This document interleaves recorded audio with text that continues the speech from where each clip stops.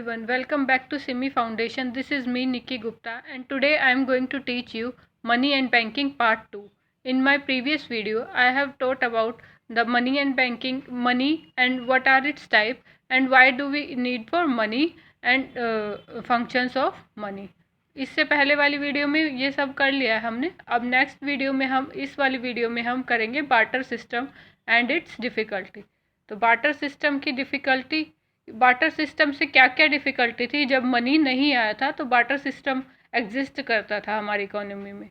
तो उससे जो होने वाली जो प्रॉब्लम्स हैं उसको हम आज डिस्कस करेंगे. तो first difficulty is double coincidence of want. Double coincidence of want का मतलब है कि बार्टर सिस्टम में क्या होता था कि एक पर्सन है राम एंड एक पर्सन है श्याम. तो दो पर्सन है, एक को चाहिए है गाय और दूसरे को चाहिए है गेहूँ. मतलब अपने जो रोटी बनाने के लिए गेहूँ चाहिए और दूसरे को चाहिए है गाय. तो वो उसको एक्सचेंज करते थे. तो गेहूँ के बदले गायें देंगे तो उसका क्या जो है इम्पैक्ट पड़ेगा, मतलब क्या उसकी जो कॉस्टिंग आएगी वो क्या होगी. ये सबसे बड़ी जो डिफ़िकल्टी होती थी हमारे लिए. अब इसको पढ़ लेते हैं थोड़ा. Barter system of exchange presupposes double coincidence of want. Double coincidence of wants implies that good in possession of two different individual. Possession of two different individual must be useful and needed by each other.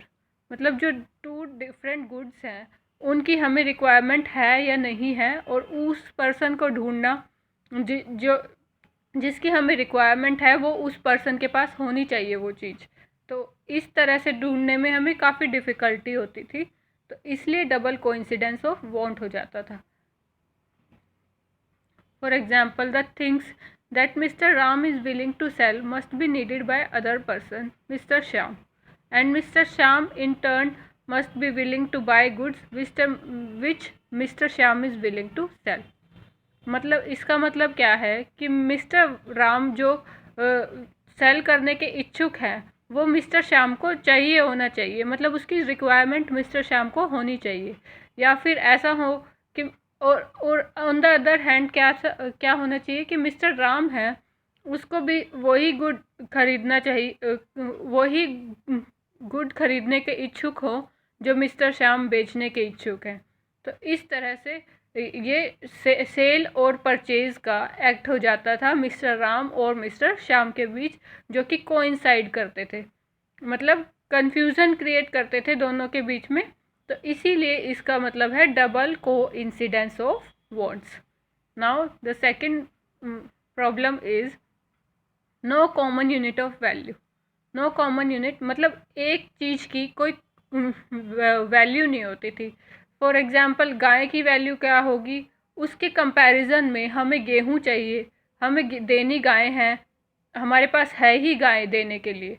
मतलब और किसी person के पास गेहूँ है, हमें चाहिए ही गेहूँ लेने के लिए, मतलब ख़रीदने के लिए हमें गेहूँ ही चाहिए और देनी उसके बदले हमें गाय पड़े तो कितना महंगा पड़ेगा हमारे लिए. तो उसकी कोई वैल्यू नहीं होती थी. मतलब गाय आज की अगर हम वैल्यू माने तो कितनी कॉस्टली होती है, जबकि गेहूँ इतने कॉस्टली नहीं होते हैं. तो इसलिए सबसे ज़्यादा इसकी कॉमन यूनिट नहीं थी, कोई कॉमन वैल्यू नहीं थी. तो इसको पढ़ लेते हैं. A barter economy is one with no common unit of value और unit of account. Price of good must be quoted in terms of each other. For example a pizza might cost a book. एक pizza ले रहे हैं हम, एक pizza दे रहे हैं हम किसी को या एक पिज़्ज़ा ले रहे हैं हम किसी से. तो अगर हम ले रहे हैं किसी से तो उसके बदले हमें बुक देनी पड़ेगी और बुक की कॉस्ट भी ज़्यादा हो सकती है या कम हो सकती है उस पिज़्ज़ा से. तो ये सबसे ज़्यादा बड़ी डिफ़िकल्टी होती थी कि हम उसकी कोई वैल्यू मेज़र नहीं कर पाते थे. मतलब उसकी मेज़रमेंट नहीं हो सकती थी कि हम अगर पिज़्ज़ा ले रहे हैं किसी से और उसके बदले हम बुक दे रहे हैं तो कि उनमें कितना डिफरेंस आ रहा है उनकी वैल्यू में, उनके प्राइस में. ये चीज़ हम मेज़र नहीं कर सकते थे. A T shirt might cost 4 pair of socks. मतलब हमें 4 जोड़ी जुराबें चाहिए, उसके बदले में हम किसी को टी शर्ट दे रहे हैं, तो किसी को चाहिए या नहीं चाहिए वो टी शर्ट। तो ये भी हमें ढूंढना पड़ेगा कि एक ऐसा पर्सन जिसे टी शर्ट चाहिए और उसके बदले वो सॉक्स ले ले 4 पेयर। तो ये भी बड़ी डिफ़िकल्टी होती थी। Third is indivisibility of certain good. Certain good lose their utility if they are divided into parts. These goods are individual. For example, the value of horse may be equal to 2 goat. एक value है horse की, अगर हमारे पास घोड़ा है एक और हमें उसको बेचना है, उसके बदले में हमें क्या मिले, उसके बदले में 2 गोट या 2 शिप की वैल्यू होनी चाहिए, लेकिन ओनर ऑफ लेकिन हमें चाहिए 1 गोट। मतलब एक घोड़ा बेच के हमें 1 गोट चाहिए। तो इससे भी सबसे ज़्यादा डिफ़िकल्टी अराइज होती थी। तो यही है, इसमें सबसे बड़ी डिफ़िकल्टीज सेम है, सब मिलती जुलती हैं डिफ़िकल्टीज़ कि एक ही मतलब मेजर प्रॉब्लम तो यही थी कि हम उस चीज़ को मेज़र नहीं कर पाते थे, उसकी वैल्यू को मेज़र नहीं कर पाते थे। तो fourth is store of wealth और value. How do you store wealth in terms of good? Can you defer payment for transaction? Defer means हम किसी को ये कह सकते हैं कि हमने आज गेहूँ लिए हैं तो 3-4 दिन बाद हम उसकी पेमेंट कर देंगे। वो तो सिर्फ मनी के टर्म्स में हो सकती है पेमेंट, और पेमेंट करनी भी है तो हम 3-4 दिन बाद गेहूँ ही दे देंगे आपको वापस। तो ऐसा भी नहीं हो सकता। मनी होता अगर हमारे पास तो मनी के टर्म्स में तो हो सकता था। तो ये भी एक सबसे बड़ी डिफ़िकल्टी होती थी बार्टर सिस्टम के अंदर। Now fifth is transfer of value. Money के टर्म्स में हम क्या करते हैं, मनी के टर्म्स में हम वैल्यू को ट्रांसफ़र कर देते हैं। फॉर एग्ज़ाम्पल कि हमें एक प्लेस से दूसरे प्लेस पे जाना है, तो उसके लिए हमें हमारे पास अब रिसेंटली हमारे पास कैश होता है, लेकिन जब बार्टर सिस्टम एग्जिस्ट करता था तो हमारे पास कैश नहीं होता था।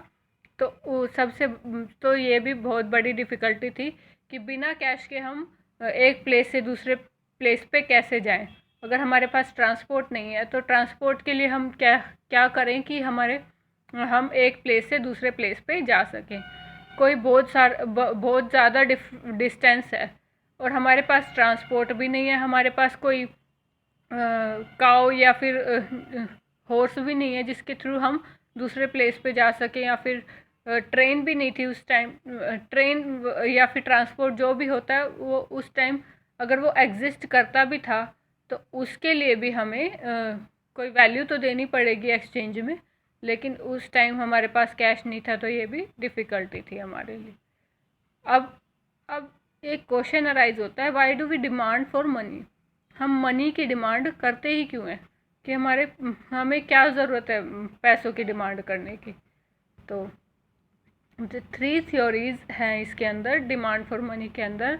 First is classical theory, second one is Keynesian theory and third one is post Keynesian theory.